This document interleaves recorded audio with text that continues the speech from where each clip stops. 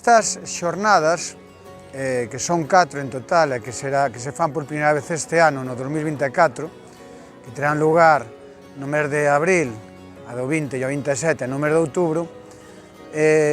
digamos que son provocadas pola necesidade que ten a Asociación de Colleiteiros do Ribeiro e de Vitivinicultura de Galicia de establecer un diálogo co futuro, é dicir, de pensar que é o que queremos ser de maiores, que é o que queremos no futuro, como queremos que sea a nosa viticultura, como queremos que sean os nosos viños e como queremos establecernos neste territorio. Por iso é importantísimo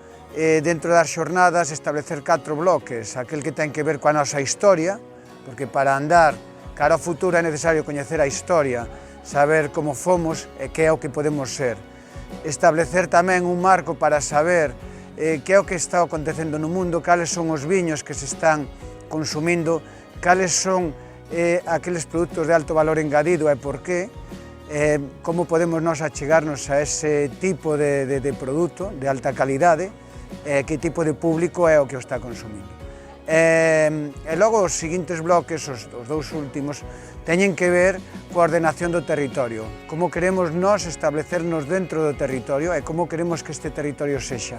e cal é a produción vitivinícola de calidad que ten que sair do territorio e en que sitios. É dicir, crear un marco de referencia e clasificación dun viñedo que é o do Ribeiro, que é un viñedo moi antigo que xa estivo clasificado tradicionalmente. Como podemos facelo no futuro?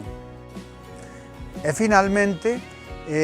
como podemos vivir mellor no territorio, como podemos desenvolver o enoturismo e aquelas actividades relacionadas co cultivo do viño, que é o que histórica e ancestralmente está asentado no Ribeiro,